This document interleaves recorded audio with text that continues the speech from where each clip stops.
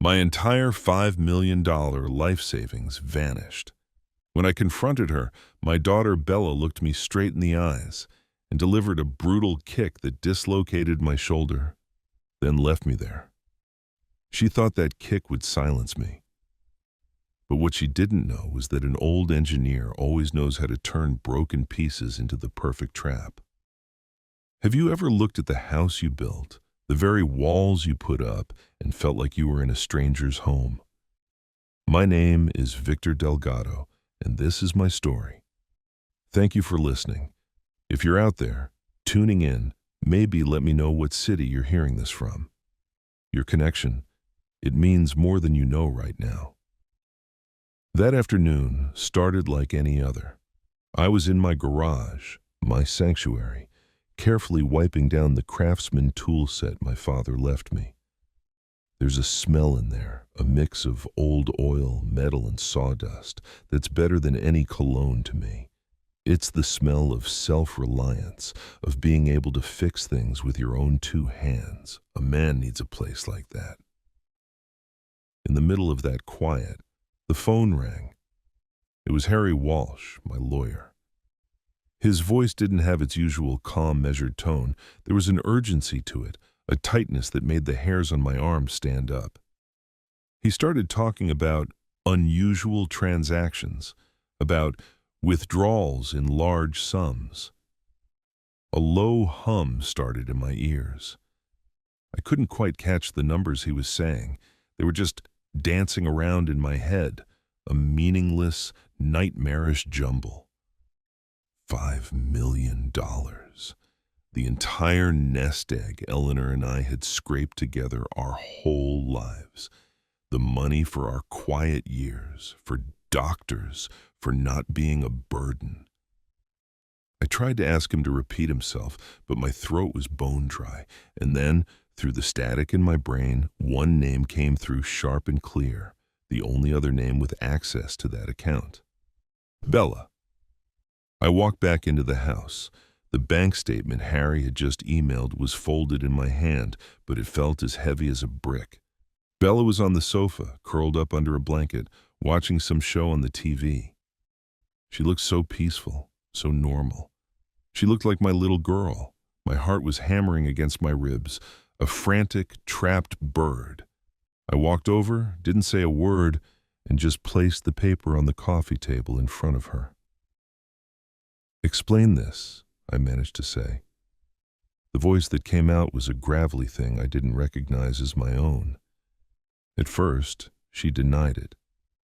Of course she did. It was a mistake, she said. A bank error. I shouldn't believe everything I see on a piece of paper. But my hand was shaking as I pointed my finger to the last transaction line, a staggering number transferred to a corporation I'd never even heard of. I watched her face. The mask of innocence didn't just slip. It shattered. It was replaced by a raw, cornered panic, the look of an animal trapped and ready to bite. Then the yelling started. But the words that poured out of her weren't explanations. They were accusations.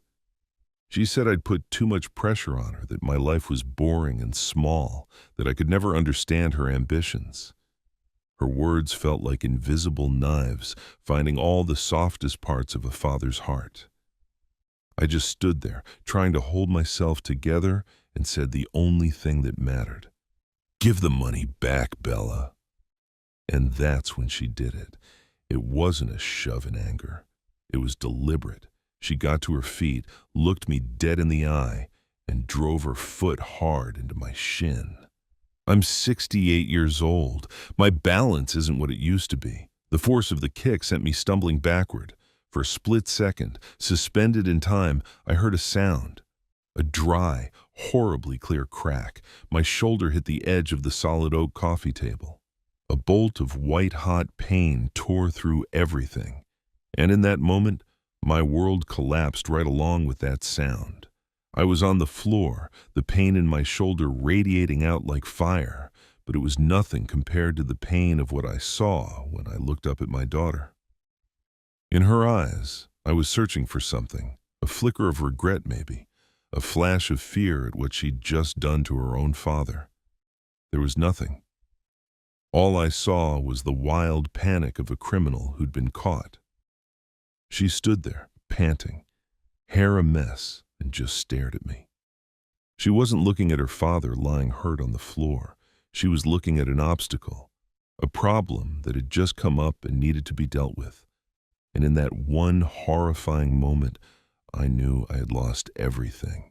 The money didn't matter anymore. That was just paper. I'd lost the girl I'd spent my entire life trying to protect. The bond between us, the one thing I thought was unbreakable, had just turned to ash. She didn't move toward me. She didn't offer a hand. She just slowly started to back away, her eyes still locked on mine, wary. The silence in that room was suddenly louder and more terrifying than the screaming had been. I had to plant my good hand on the floor, gritting my teeth against a wave of pain that brought tears to my eyes, and push myself up. My right arm just hung at my side, useless and strange. I said nothing. She said nothing. This house, my fortress, where every corner held a memory of me and Eleanor, suddenly felt cold and foreign. It wasn't my home anymore. It had become a crime scene, and I, the victim, had to figure out how to get myself out. I finally shuffled out of that living room, not to the hospital, not yet. I went back to the garage. It was the only place in that whole house that still felt safe, our sanctuary as men. You have a place like that, don't you? A garage, a workshop, maybe just a favorite chair, the place you go when the world gets too loud. Let me know in the comments. I'd like to hear about it. The pain in my shoulder wasn't like anything I'd ever felt, and I've had my share of injuries from my years on construction sites. Those were clean injuries, a broken bone, a deep cut. They healed. This was different. This was a grinding, relentless presence, a dull, crushing weight that never left. It was the first thing I felt in the morning, and the last thing I thought about at night. Every simple act became a trial. Putting on one of my old LL Bean flannel shirts, a motion I'd done 1,000 times, was now a slow, agonizing process that required gritting my teeth. When I tried to twist the lid off a jar of pickles for a sandwich, my own arm would betray me with a jolt of fire, forcing me to set the jar down, defeated. Even just turning over in bed, a sound would sometimes come from my shoulder, a faint, sickening click, and the pain would stab deep, pulling me from sleep and reminding me, always reminding me, of that moment on the floor. My body, this frame that had served me faithfully for 68 years, had become a prison. And every throb of physical pain was an echo of a deeper ache, a tangible, inescapable reminder of Bella's betrayal. Eventually, the pain wore me down. I couldn't take it anymore and drove myself to the clinic. The waiting room smelled of antiseptic and anxiety. I sat there, surrounded by people with coughs and magazines, feeling completely out of place. The doctor was a young man, looked like he was still in his 30s, peering at me over a pair of stylish glasses. His voice was professional but distant, like he was reading from a script. He gently manipulated my arm, his brow furrowed in concentration, before asking a simple question. "So what happened here, Mr. Delgado?" My throat closed up. The silence in that small, white room felt immense. There was a part of me, the man I used to be, that wanted to shout the truth, to say, "My daughter kicked me. She assaulted me in my own home." The words were right there, burning on my tongue. But then an image of Bella flashed in my mind, not the monster from that afternoon, but the little girl with pigtails and scraped knees who used to chase me around the yard, begging for a piggyback ride. I heard a voice, raspy and weak, and realized with a start that it was my own. I slipped and fell on the floor. The feeling of those words leaving my mouth was like swallowing broken glass. A man who had lived his entire life on the principle of honesty, now telling a pathetic lie to cover for his own child's crime. It wasn't just a lie, it was a humiliation. It was an admission to myself and to the world that on some fundamental level I had failed. When I got home from the clinic, my right arm cradled in a stiff blue canvas sling, Bella was there. She didn't just apologize, she put on a full performance. She'd made my favorite chicken noodle soup, the same kind Eleanor used to make, and the smell filled the house. But it didn't feel like comfort. It felt like a tactic. I could see her hands tremble just slightly as she set the bowl on the table. She cried. The tears rolled down her cheeks, but her eyes were cold and calculating. She said all the right things, a carefully rehearsed script. "I'm so sorry, Dad. I've been under so much stress, with work and money. Please don't tell anyone about this. They wouldn't understand." She was skillfully painting herself as a victim of circumstance, turning her violent act into an unfortunate incident, a momentary lapse. She wanted me to believe she was suffering too. But I knew she was just trying to manage the mess she'd made, to control the narrative. Later that evening, she helped me change out of my shirt. Her fingers brushed against the swollen purple bruise on my shoulder. It was a light touch, meant to be gentle, but my whole body went rigid, like I'd been struck by lightning. And then she said it, her voice a soft, concerned whisper that dripped with false sincerity. "See, Dad? You need me here to look after you. You can't manage on your own anymore." It hit me then. A realization as cold and hard as a block of ice in my stomach. This wasn't remorse. This was another attack, more subtle and crueler than the kick. She was using the very injury she'd inflicted as proof of my weakness. She was planting a seed in my mind that I was old, helpless, that my mind was slipping. She needed me to believe that I needed her so she could continue to control everything, including me. My home had truly become a trap. I couldn't sleep that night. The throbbing in my shoulder and Bella's words just spun around and around in my head. Hours ticked by. I struggled out of bed, each movement a fresh wave of pain, and went to the filing cabinet in my study. I fumbled through the files with my good hand until I found it, the copy of the power of attorney. I remembered the day I signed it like it was yesterday. Eleanor was in a hospital bed looking so pale and frail against the white sheets. The room smelled of bleach and fading flowers.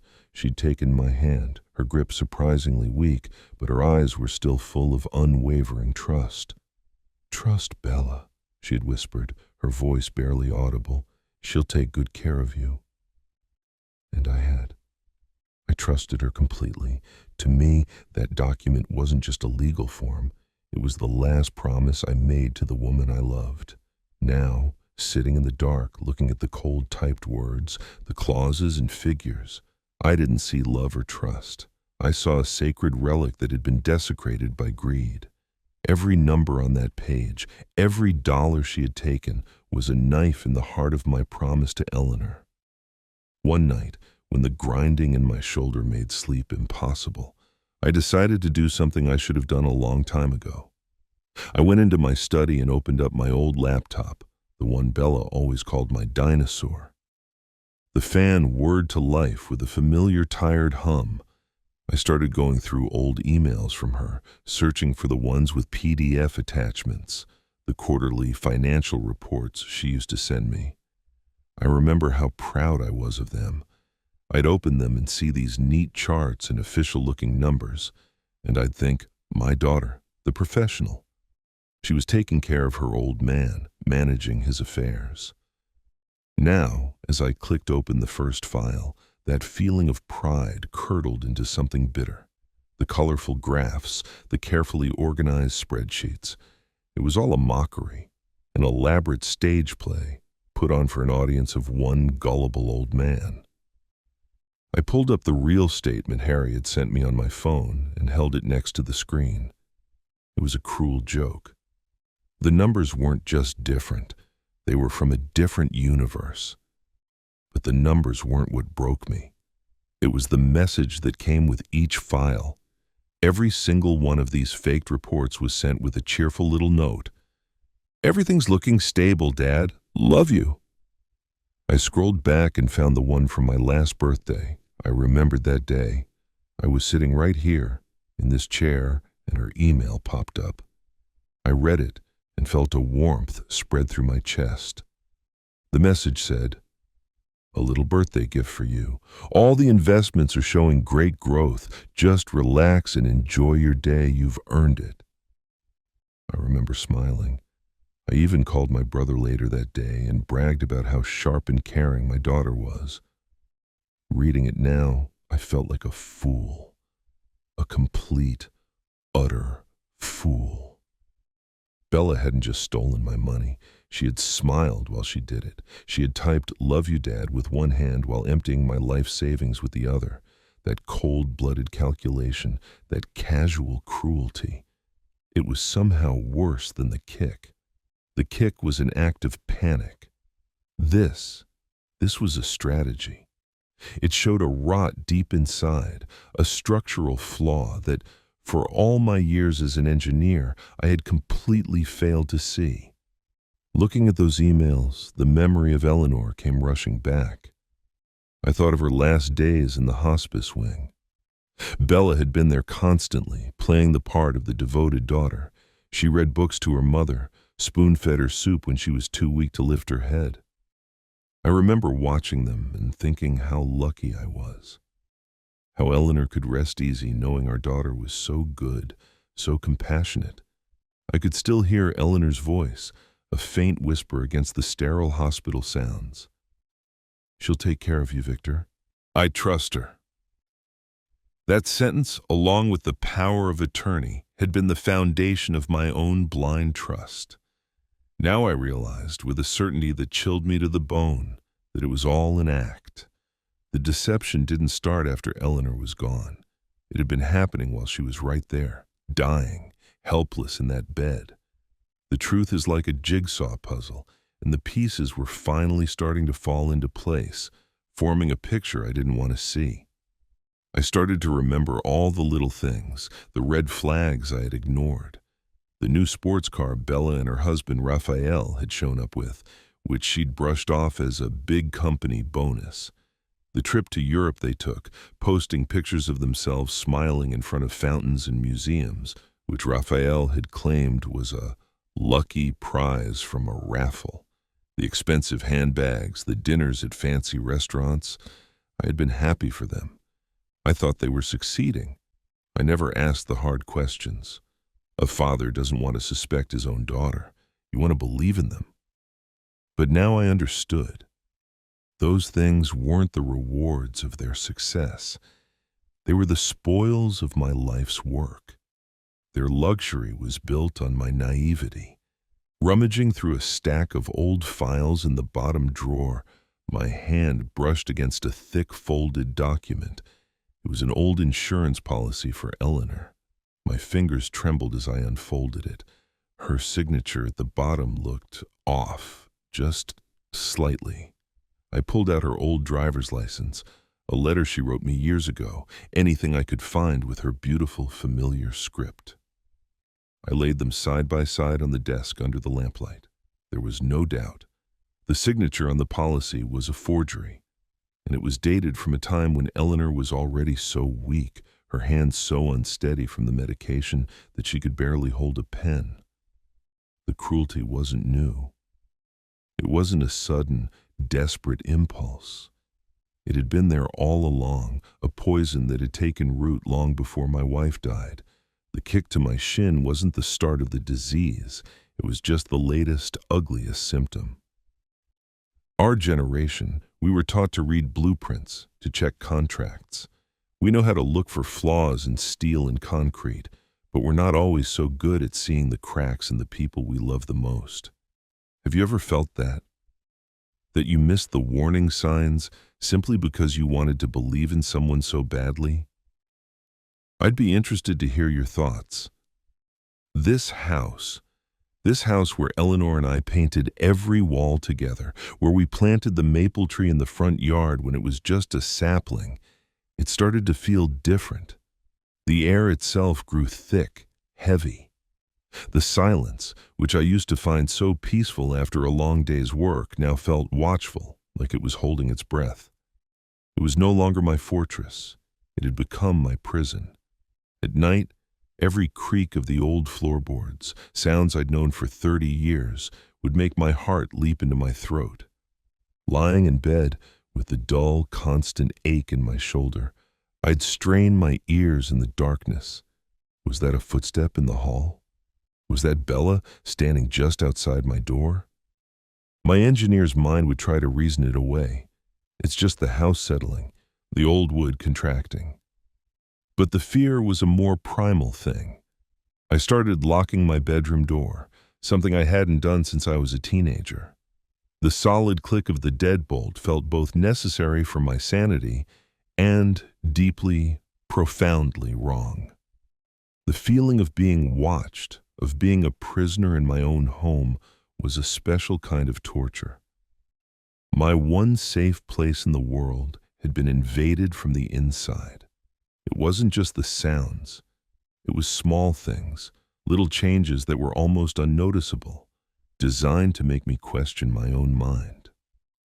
A framed photo of me and Eleanor on our wedding day, a picture I looked at every single day, would be turned just a few degrees to the left.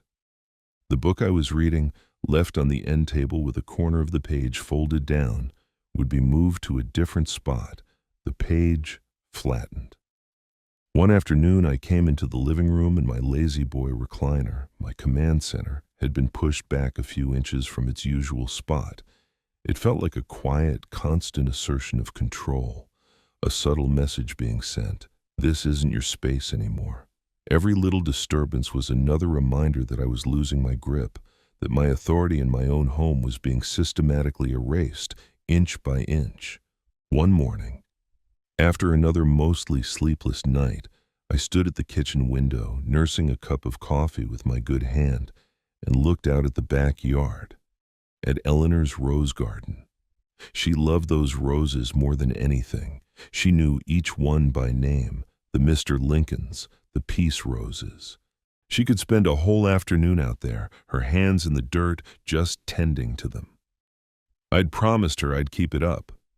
But since the injury, since the world tilted on its axis, I hadn't been able to do much of anything. Weeds were starting to creep in around the edges of the stone path she'd laid. The blooms were beginning to fade, looking tired and neglected. Bella hadn't set foot out there once. The garden was slowly dying, just like my memories in this house were being suffocated. And looking at that neglect, at that slow decay of something so beautiful, the deep sadness I'd been carrying for weeks finally burned away. In its place was a cold, hard resolve. I had to get out of here, before everything Eleanor and I had built was gone for good. That afternoon, I sat in my study for a long time, just staring at the phone. My hand hovered over it. Making this call felt like a betrayal. It felt like taking a wrecking ball to the life Eleanor and I had so carefully constructed. But then I looked at the wilting roses outside the window, and I knew what I had to do. My hand was shaking as I dialed the number for a local real estate agency. The woman who answered had a cheerful, professional voice, but every word she spoke felt like a hammer blow on the coffin of my past, selling the house. The words sounded foreign and painful coming out of my mouth. But when I hung up the phone, after scheduling an appointment, a different feeling washed over me. It was relief, and something else, something I hadn't felt in a long time. It was a sense of power. For the first time in weeks, I wasn't the victim reacting to what was done to me. I was the one making a decision. I'd taken a concrete step. Now, the house wasn't just a prison. It was a secret battlefield. My entire life became a covert operation. I had to hide my plan at all costs. When the realtor called back, I'd see Bella's name on the caller ID and my heart would pound. But I'd answer and pretend to be a friendly stranger, then slip out to the garage to call back. I learned how to delete my call history, how to permanently erase emails. I felt like a spy in my own life. Bella and Raphael still stopped by, bringing soup in their fake hollow concern. I had to sit there and smile, nod along to their lies, and play the part of the frail, grateful old man, while inside my head, a complex plan was taking shape. The deception was exhausting, but it gave me a purpose. With every lie I told them, with every secret phone call I made, I felt a little bit of my old strength returning. Selling the house was no longer just a financial or legal strategy, it had become my escape plan. I started to pack, quietly, methodically, an hour here and there when I knew I'd be alone. Not the expensive furniture or the electronics. I started with the things that mattered, the things that made up the architecture of my life. The dusty boxes of old photographs from the attic, each one a memory I refused to let them taint. My father's heavy, grease-stained toolbox, a symbol of the self-reliance I was fighting to reclaim. Eleanor's collection of worn-out paperback novels, the ones she'd read over and over, her notes still in the margins. I hid the boxes in the back of the garage behind old tarps. Each item I packed away was a step closer to freedom. The idea was painful at first, letting go of a house that held so many memories. But then I realized what was driving me. It was a burning desire to live, to find a place where I could breathe again, a place where I didn't jump at every sound, where I didn't have to lock my own door. It was the first step to taking my life back. After so many nights of being haunted by the past, of feeling the walls of my own house closing in on me, something inside of me finally shifted. It wasn't a loud, dramatic change. It was quiet. The hot, churning emotions, the grief, the rage, the shame, they began to cool and settle. And in their place, something else rose to the surface. Something more familiar, more comfortable. Logic. My engineer's mind, which had been sidelined by the shock and the pain, finally came back online. I walked out to the garage, the one place that still felt like mine, and sat down at my old, scarred workbench. For 40 years, this was where I'd come to solve problems, to draw up blueprints, to figure out why a system had failed. I reached not for a wrench or a screwdriver, but for a fresh legal pad and a pen. That simple act felt incredibly deliberate. In that moment, sitting there under the bare bulb, I wasn't a heartbroken father anymore. I was an engineer facing the most critical system failure of his life, and I was going to analyze it. As an engineer, I've always found a sense of safety in data. Numbers don't have an agenda. They don't lie. They just are. So I started there. I turned on my old laptop and began building spreadsheets.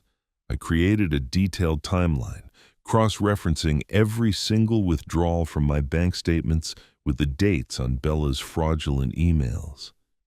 I laid it all out in columns and rows. The chaos of her betrayal, which had felt so overwhelming and emotional, started to look different when it was organized into a grid. It became a pattern, a cold, hard, measurable fact. This process, this act of imposing order on the mess she had made, it was a form of therapy for me. It gave me back a sense of control. I couldn't control my feelings of being betrayed, but I could control the information. And I knew, deep in my bones, that in information, there is power. But I also knew that in a fight like this, the words of an old man don't carry much weight on their own. They would say I was confused, that my memory was failing. I needed validation from the outside world. I needed facts that existed beyond my own story. So I started spending my afternoons at the public library. It was anonymous. I could use their computers and printers without leaving a digital trail at home. I sat there for hours, a gray-haired man in a flannel shirt surrounded by students, and I researched. I looked up the shell corporations Bella had funneled the money to, finding their registration dates, their supposed business addresses, which often turned out to be nothing more than a P.O. box. I printed out articles about financial elder abuse, about court cases that were similar to mine. Slowly, a stack of documents began to grow on my workbench back in the garage, right next to my toolbox. This was no longer just my story. It was a case, with evidence, with precedent. I was building a file, not with emotions, but with undeniable proof. After a week of this quiet, methodical work, I had a respectable file. I picked up the phone and called Harry Walsh again. This time my voice wasn't shaking. There was no panic, no desperation. I spoke to him clearly, calmly, the way I used to present a technical report to a project manager. "Harry," I said, "I have some information for you." I then read him what I'd found. The names of the companies, the dates of the transfers, the glaring inconsistencies between Bella's reports and the bank's reality. There was a moment of silence on the other end of the line. It wasn't the silence of pity I'd heard before. It was something else. Then I heard Harry let out a low whistle. "Victor," he said, and his tone had a new kind of respect in it, "you've done some damn fine work. Bring all of it to my office tomorrow morning." The conversation had changed. We were no longer a lawyer and a troubled client. We were two professionals working together to solve a problem. Organizing the information, laying it all out in black and white, it gave me something I hadn't had since this whole nightmare began, a clear objective. I was no longer just drowning in the pain of it all. Eleanor's memory, a lifetime of savings, the kick of betrayal. All of those things were no longer just heavy weights dragging me under. They had become fuel. My goal wasn't just to get the money back. It was an engineer's goal, to systematically expose the truth, to show everyone the structural flaws in the architecture of the lie Bella had so carefully built. I was no longer reacting. I was planning. I was designing a counter-strategy. That night, I started to write. I took out my notebook and documented everything: the date of Harry's first call, the exact amount of money that had vanished, the specific words Bella had screamed at me during our confrontation, the feeling of my shoulder hitting the edge of the oak table, the lie I told at the clinic. Every fake email, every "love you, Dad," every memory, every event was recorded systematically, without emotion, just the facts. The only sound in the garage was the scratching of my pen on the paper. It wasn't the sound of anger. It was the sound of work being done. I was rebuilding my case, brick by informational brick, the only way I knew how. Solidly, carefully, and without a single crack. My war had truly begun. I was in the kitchen, wrestling with a can of Campbell's tomato soup with my one good hand, when the doorbell rang. It was one of those moments of quiet, frustrating domestic life that had become my new normal. Through the peephole, I saw a courier, a young kid in a uniform, holding a thick manila envelope. He had me sign for it on a little electronic pad. I had a bad feeling in the pit of my stomach the moment my fingers touched the stiff paper. It felt heavy, official. I took it to the kitchen table, the soup forgotten, and worked at the sealed flap with a dull butter knife. Inside was a stack of legal documents, dense with text and held together by a large clip. I stared at the title page, reading the words over and over, my brain refusing to process them. Petition for conservatorship. My daughter, Bella, was petitioning the court to grant her full legal control over my life, over my property, my finances, my medical decisions. The reason, it stated, was that I was no longer mentally competent to make my own decisions. The feeling that washed over me in that moment was worse than the kick to my shin. It was worse than the sound of my own shoulder cracking against the oak table. Physical pain, I've learned, is a loud but temporary visitor.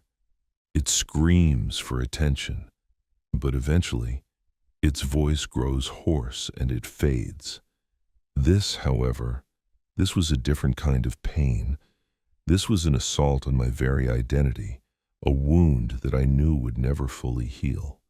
The cold, clinical, legalistic words described me as if I were a child.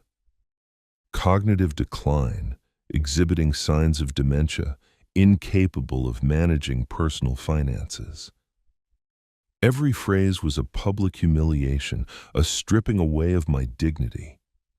They were trying to erase everything that made me who I am, the mind of an engineer, the independence of a man, the authority of a father. I felt as if I'd been stripped naked and left to stand in a cold, sterile room with everyone I'd ever known pointing and whispering. My hands trembled as I forced myself to read on to the section marked Supporting Declarations. This was where the true, calculated cruelty of their plan revealed itself. Bella and Raphael had provided sworn statements, painting a picture of me as a confused, forgetful old man, prone to fits of irrational anger. And suddenly, their recent visits clicked into place in my mind with horrifying clarity. Raphael's easy smile as he'd asked me the same question twice in one visit, just to be sure. Bella's look of practiced concern when I couldn't remember the name of an actor in an old movie. It was all a performance. They weren't visiting a father they loved. They were gathering intelligence. They were methodically collecting evidence for their stage play, building a cage for me out of half-truths and medical jargon. And now, they were trying to shove me inside it. The confidence I'd seen in their eyes wasn't just arrogance. It was the confidence of predators who had already laid their trap and were just waiting for their prey to stumble. The petition wasn't just an attack. It was a strategy of isolation. I saw a line in Bella's declaration that made my blood run cold. It said she had already expressed grave concerns to a few of my neighbors and some of my oldest friends. They were preemptively poisoning the well. They were planting seeds of doubt in the minds of the very people I might turn to for help. The thought that Frank, my golf partner of 20 years, or the Millers next door who I'd shared countless backyard barbecues with, might now be looking at me with pity, or worse, with suspicion. It was suffocating. They weren't just trying to take my money and my freedom, they were trying to make me an island, to cut every rope that connected me to the world, leaving me utterly alone and with no one to trust. But the worst was yet to come. I kept turning the pages, my heart pounding a slow, heavy drumbeat against my ribs. And then I saw it.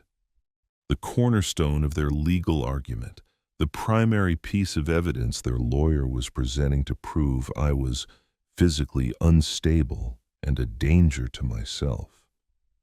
They had cited my own lie. The recent fall, which resulted in a dislocated shoulder, the document read, is a clear indication that Mr. Delgado is no longer capable of safely caring for himself. A sharp, white-hot pain shot through my shoulder, as if the injury itself was reacting to the betrayal. The lie I had told to protect her, to shield her from the consequences of her own violence, had been picked up and fashioned into the sharpest weapon in their arsenal. She had taken my act of mercy and was now using it to try and erase me as a person. It was the ultimate violation. I sat there at my kitchen table for a long time, maybe hours. The world outside the window went from afternoon sun to the gray light of dusk. The shock was a physical thing, a heavy weight pressing down on me. But then, slowly, something else began to rise up from the depths of that humiliation. It wasn't the hot, explosive anger I'd felt before. It was a cold, quiet rage, a resolve that settled deep in my bones, They thought I was a frail old man. They thought I was weak, easily broken, easily dismissed. They had mistaken my silence for surrender. I looked down at the petition on the table. It was no longer a death sentence for my dignity. It was a declaration of war. And it was a war they were not prepared for me to fight. They had underestimated the old engineer. And that was going to be their biggest mistake. Harry Walsh, in his methodical way, insisted on a three-party meeting before the initial hearing. A preliminary conference, he called it. So there I was, sitting across a polished mahogany table in his conference room, a space that smelled of old books and ambition. On my side, there was just me and Harry. On their side, there was Bella and her husband, Raphael. The air in the room was so thick with tension, you could have cut it with a knife. Bella, true to form, put on a masterful performance. She kept talking about Dad's safety, her voice dripping with a practiced fraudulent concern that made my stomach turn. Raphael, on the other hand, was a statue. He sat perfectly still in his expensive suit, his hands clasped on the table, his eyes fixed on nothing in particular. He was just there. Harry let Bella talk for a while, his face a calm, unreadable mask. Then he calmly opened my file, adjusted his glasses, and said, in a very matter-of-fact tone, "Regarding Mr. Delgado's shoulder injury, the central pillar of your petition for his instability. We will likely be calling in an independent medical expert to give a professional opinion on the kind of force required to cause such a dislocation." The moment the words left Harry's mouth, I didn't look at him. My eyes, my engineer's eyes, trained to spot the smallest deviation, were locked on Raphael, and for a single, fleeting second, I saw it. It wasn't a gasp. It wasn't a dramatic turn of the head. It was a flicker, a tiny, almost imperceptible frown that tightened the corners of his mouth. His eyes shot a look at Bella, a look that wasn't of solidarity, but of sheer, unadulterated panic. Then his hand, as if with a mind of its own, came up and briefly rubbed his own shoulder, a subconscious mimicry of my pain. And in that instant I understood something with perfect clarity. Raphael was a greedy man. He was a willing accomplice in the financial fraud. He wanted my money, no question about it. But perhaps he had a line. He was a thief, but he wasn't a thug. Physical violence, especially against an old man, against his wife's own father, that was a line he wasn't prepared to cross. He had signed up to steal from a vault, not to be an accessory to a mugging. A tiny hairline fracture had just appeared in the enemy's wall. Leaving the law office, the city noise of traffic and sirens seemed distant and muffled. My mind was consumed, replaying that 1 second over and over again. It wasn't just a frown. It was the look of a man who had waded into what he thought was a shallow stream, only to find himself suddenly plunged into a deep, cold, and fast-moving river, being swept away by a current he couldn't control. During the drive home, I didn't even notice the route. I just kept thinking. Bella was the engine of this whole thing. Her cruelty, her ambition, it was the driving force. But Raphael, he was just a passenger. A weak man, led by his own greed and by a wife far more ruthless than he was. That distinction was everything. It meant their alliance wasn't the solid block of steel I'd imagined. It was flawed. It had a weak point. It could be broken. I started to reevaluate Raphael completely. He wasn't a cold-blooded monster like Bella was proving to be. He was just a salesman who wanted the easy life, the nice car, the expensive vacations. He was content to reap the benefits of Bella's scheme, to enjoy the fruits of my life's labor. He wanted my money, but I was willing to bet he didn't want my blood, literal or figurative, on his hands. His motivation was greed, not malice. For an engineer, distinguishing between different types of material failure is critical, and this was a critical distinction. It gave me a strategic advantage. It gave me a point of leverage. If I could drill into that single point of weakness, into that fear and whatever shred of conscience he had left, I might be able to shatter their united front from the inside. The moment I got back to the quiet of my house, I went straight to the garage and called Harry. My voice was steady, focused. I told him everything I had observed. I described the frown, the panicked glance at Bella, the involuntary way Raphael touched his own shoulder. I explained my theory, that the physical assault was a line Raphael was terrified of. Harry listened without interruption. I could almost picture him on the other end, leaning back in his leather chair, making little notes on a legal pad. When I finished, he was quiet for a moment, and then he said, "That's very useful information, Victor, thank you." But I could hear the change in his voice. It wasn't just professional courtesy anymore. There was a new energy, a spark of interest. The hunter's instinct. We had found a weak spot.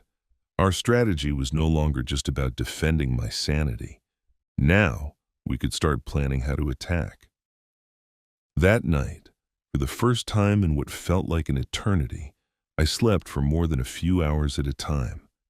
The grinding pain in my shoulder even seemed to have subsided, just a little. It wasn't because the situation had miraculously improved. It was because, for the first time since this nightmare began, I didn't feel like I was fighting alone in the dark. Hope was no longer just a matter of my own stubborn resilience. It was something tangible, something strategic. It was the discovery of a crack in the armor of the people trying to destroy me. The war was far from over, but now, for the very first time, I could see a possible path to victory. That evening, with the newfound sense of hope still warming my chest, I decided to do something productive, something normal. I started cleaning out my closet, a task I'd been putting off for months, a small mountain of forgotten history. I was making a pile of old clothes to donate to the local church, the scent of cedar and thyme rising from the depths of the closet. My hands, slow and careful, sorted through the life I had lived. Old work shirts, worn soft at the collar and cuffs, a suit I hadn't worn in a decade, sweaters that Eleanor had insisted I buy. And that's when I found it, buried at the bottom of a stack, compressed by the weight of years. My favorite plaid flannel shirt, an old LL Bean that Eleanor had given me for Christmas years ago. It wasn't just any shirt. It was my Friday night shirt, the one I always wore for our family dinners when she was still with us, a silent uniform for the quiet rituals that hold a family together. It was the shirt I was wearing on that day, the day my world fell apart. In the chaos of everything that followed, I had completely forgotten about it. I pulled it out, the fabric still soft and familiar in my hands, a ghost of 100 happy memories. But something wasn't right. There, on the right shoulder, was a tear. It wasn't a frayed spot from years of wear, not the gentle wearing away of time. This was a wound in the fabric, a sharp, clean rip, stark against the plaid pattern, right where my shoulder had slammed into the corner of the oak table. I ran my thumb over the ragged edge, feeling the severed threads. It didn't smell like blood, but it was saturated with the scent of betrayal. My first, raw instinct was to get rid of it, to wad it up and throw it in the trash, to erase the painful memory it held. But something stopped me. A different instinct, a deeper part of me took over. The engineer's instinct, the part of me that doesn't run from a point of failure, but isolates it, studies it, understands it. My emotional mind wanted to destroy the evidence. My logical mind knew I had to preserve the data. I carefully folded the shirt, walked out to the garage, and found a clean, clear Ziploc bag, the kind I use for storing delicate electronic components to protect them from dust and decay. I placed the shirt inside, pressed the air out until the plastic clung to the flannel, and sealed it shut. Then I took it over to my main toolbox and hid it at the very bottom, beneath the heavy hammers and wrenches, tools of construction now protecting a piece of destruction. I didn't know if I would ever need it, but it was real. It was a silent, tangible witness to what had actually happened. Holding that shirt, encased in its plastic shroud, I didn't just see the tear. I felt the whole evening wash over me again, but this time with a painful, crystalline clarity. I remembered the simple satisfaction of a quiet afternoon in my garage before Harry's call had shattered the peace. I remembered the smell of the roast chicken I'd made for dinner, a recipe Eleanor had taught me, the aroma filling the house with a sense of warmth and normalcy. She was so alive in those memories. I could almost see us sitting at the kitchen table, wearing our comfortable old clothes, talking about Bella's future. We had such high hopes. We pictured her successful, happy, maybe with a family of her own someday. We never, not in our wildest nightmares, imagined this. This shirt wasn't just evidence of an assault. It was evidence of a life that had been stolen, a future that had been murdered. It was a physical marker of before and after, a brutal, tangible contrast between the peace I had known and the storm I was now living in. It was a relic from a world that no longer existed. As an engineer, I believe in things you can measure, things you can touch. My whole life has been about blueprints, stress tests, and physical tolerances. That shirt, in its clear plastic bag, felt more real to me than any memory, more concrete than any bank statement or legal document filled with jargon. It was physical proof. It was the bridge that connected the abstract, confusing world of the legal battle, a world of words that could be twisted and manipulated, with the raw, violent reality of what I had endured. In a courtroom, I could describe the fall 100 times, and their lawyer could try to paint me as confused, unreliable. But this tear didn't need to say anything. It told the whole story on its own. It was a silent, eloquent narrative of force and impact, a story written in torn fabric instead of ink, and it was a story that could not be cross-examined. The act of putting that shirt in the bag and hiding it away wasn't an act of fear or concealment. It was a deliberate, methodical action, a conscious choice. It felt like I was tagging and logging a critical component from a structural failure analysis. I was preserving the truth, protecting it from the entropy of time and denial. That small act gave me a strange, profound sense of control. I couldn't turn back time. I couldn't undo the damage to my body or my heart, but I could protect the evidence. I could safeguard this one simple piece of the truth from being lost or forgotten. The shirt was no longer just a piece of clothing, a gift from my late wife. It had been transformed. It was now a crucial part of my plan, a silent witness, waiting patiently in the dark, ready to speak. After our meeting, where I'd laid out my discovery of Raphael's subtle panic, Harry leaned forward across his desk, his expression more serious than I'd ever seen it. "Victor," he said, his voice low and firm, "from this point forward, for your own safety, you need to be careful." He reached into his briefcase and pulled out a small, black object, no bigger than my thumb. It was a digital voice recorder. "Keep this in your shirt pocket," he instructed, "just in case." I have to admit, I felt a little foolish taking it. It felt like something out of a cheap spy movie, not something a retired structural engineer from Ohio would ever need. But the cold knot of fear in my stomach, a fear of Bella's unpredictability, was stronger than my sense of embarrassment. So I started carrying it with me, a tiny, silent passenger in my daily life.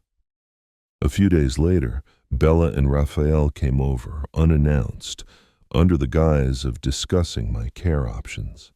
As they settled in the living room, I excused myself, saying I needed to get something from the garage.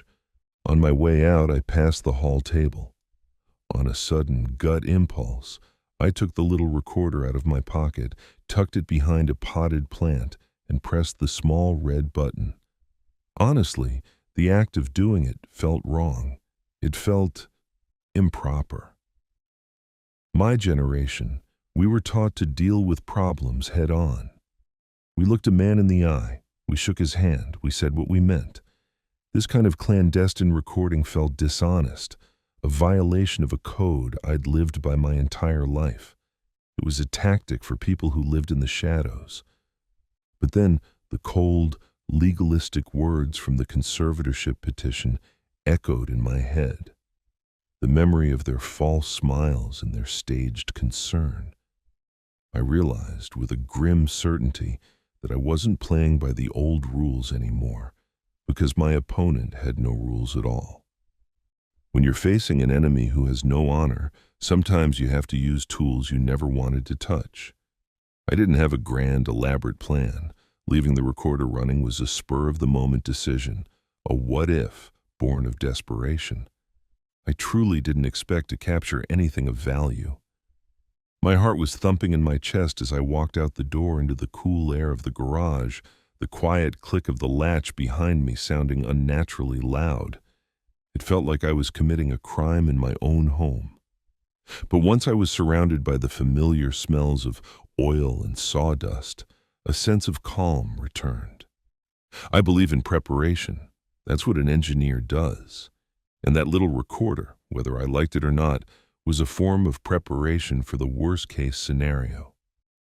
I stayed out there for a good 20 minutes, pretending to look for a tool I didn't need, giving them time to believe they were alone.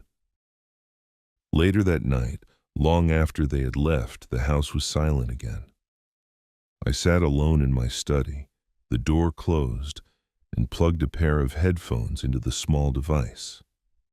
The world went quiet, replaced by the hiss of the recording. At first, it was just what I expected. The muffled sounds of the television in the background, the clink of a glass, long stretches of silence. I was about to turn it off, convinced it was a waste of time. But then I heard it, Raphael's voice, low and anxious. "Are you sure about this, Bella?" His shoulder, the doctor, and then her voice. It was a voice I almost didn't recognize. It was stripped of all the fake sympathy, all the practiced emotion. It was as cold and flat as a slab of granite. "He brought it on himself," she said, without a trace of remorse. "And if he doesn't stop this, there's no telling what might happen next." I hit rewind. I listened to it again, and again. It was a chilling experience, like listening to a complete stranger, a dangerous stranger, calmly discussing me as an obstacle to be dealt with. This was the unvarnished truth, with no crocodile tears or manipulative apologies to soften the blow. This was who my daughter really was. I didn't hesitate for a second. The engineer in me took over. I connected the recorder to my laptop and saved the audio file. I named it simply Evidence. I opened my email, created a new message to Harry, and attached the file. The subject line had only 3 words. Listen to this. The act of clicking the send button was profoundly liberating. It felt as if a tremendous physical weight was being lifted from my chest. The burden of knowing this horrible truth, of carrying it alone, was finally shared. I was no longer the sole guardian of this terrible secret. I had armed my general. Now we were ready to fight a real war. A shiver ran down my spine, a primal response to the coldness in her voice. But that fear was quickly replaced by something else, something hard and clear. I had it, the smoking gun, the undeniable proof. This recording wasn't just about the financial scheme anymore. It exposed the violent, menacing nature hidden just beneath Bella's polished surface. It was the ultimate rebuttal to their petition. It proved, beyond any doubt, that I wasn't the one who needed a conservator. I was the one who needed protection from her. On the day of the conservatorship hearing, I put on my best suit. It was a charcoal gray Hart Schaffner Marks, the one I'd worn to Bella's wedding. There was a quiet, painful irony in that, wearing the uniform of my proudest day as a father to a battle that felt like my last. As I walked into the courtroom, a strange sense of calm settled over me. It wasn't peace, not exactly. It was the calm of an engineer who has double-checked every calculation, stress-tested every component, and knows that the structure will hold. Bella and Raphael were already there at the opposing table, whispering to their lawyer, looking confident.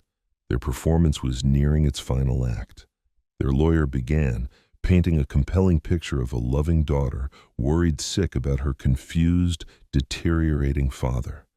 He spoke of my fall, my memory lapses, my irrational anger. I just sat there and listened. Then it was Harry's turn. He stood up, buttoned his jacket, and walked to the lectern.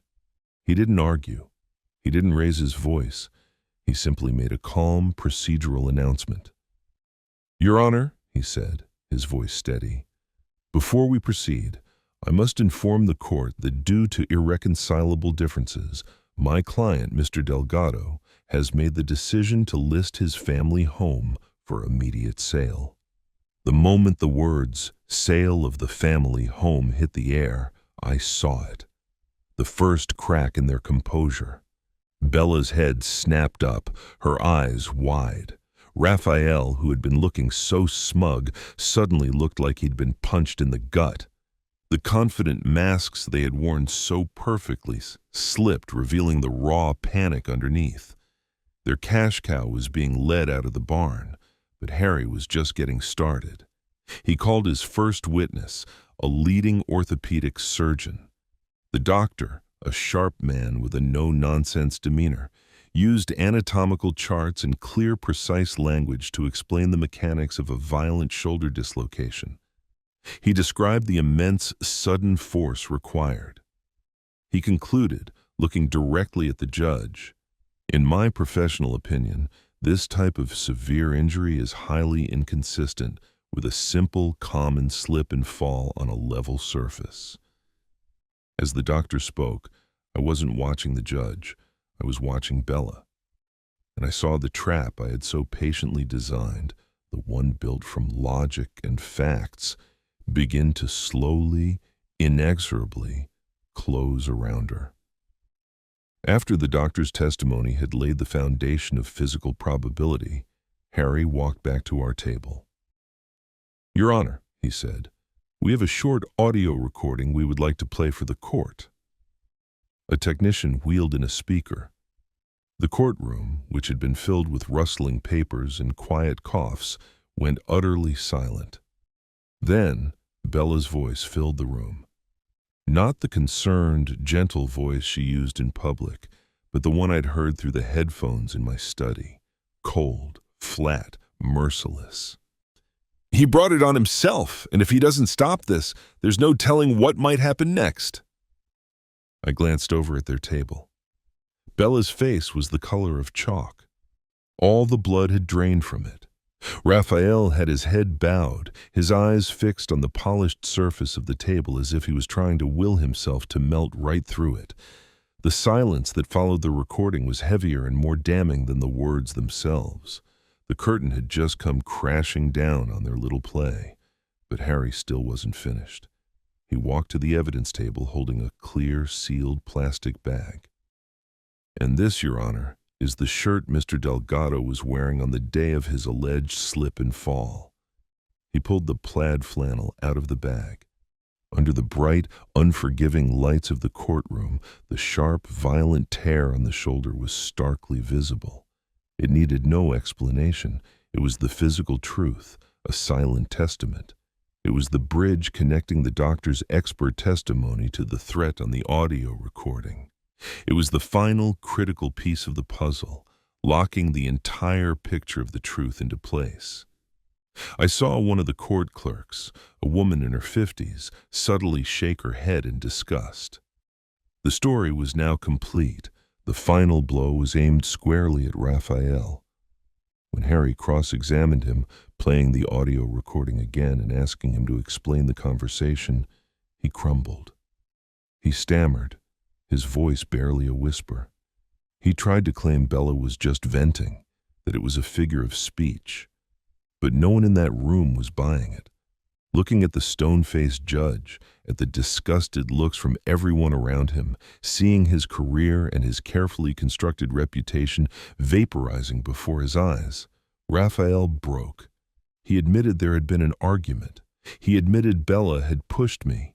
The lie was shattered. Their alliance disintegrated right there in public view. When the judge finally spoke, her voice firm as she dismissed the conservatorship petition with prejudice, I didn't feel a sudden burst of joy. There was no triumphant surge, just a deep, profound sense of relief. A quiet, steady peace. I had won. But it wasn't a sweet victory.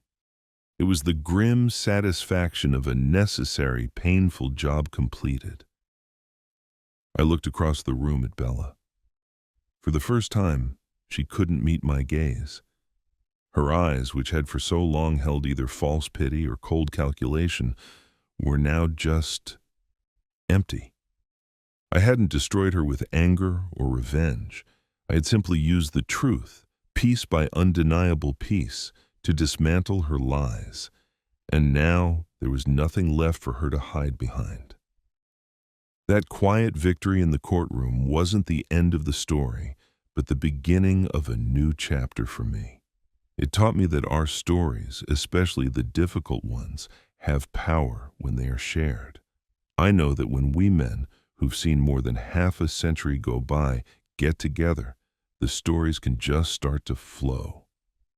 Today, I wanted to open up a little, and I'm hoping I can hear some of your stories too. You know, sometimes a simple click of a button, a like, a subscribe, or a share might seem like a small passing thing to most folks. But for me, and for all the quiet voices out there that need to be shared, every one of those clicks is like a light in the darkness. It says, I see you, I hear you, your story matters. Now that I've told my story, what I want most is to hear from you. In the comments below, I'd be truly honored if you would share a piece of your own story. When was a time you felt dismissed or unheard? What passion of yours was once considered silly by others? Or what was a moment you found your own strength, even in a quiet way? Please, share. I'll read them, and I'll carry those stories with me because your story is important. WAWA, Ages wants to build a community where we men, fathers, grandfathers, can share our real experiences, the good and the bad. If you don't have a hardship to share today, then share a small joy. What made you smile today? If you're watching this on your television, don't hesitate to pick up your phone and find my channel, WAWA Ages. Let's work together to make this a community where no man has to feel like his life, his struggles, and his victories are invisible. Thank you for sitting here with me. It means the world.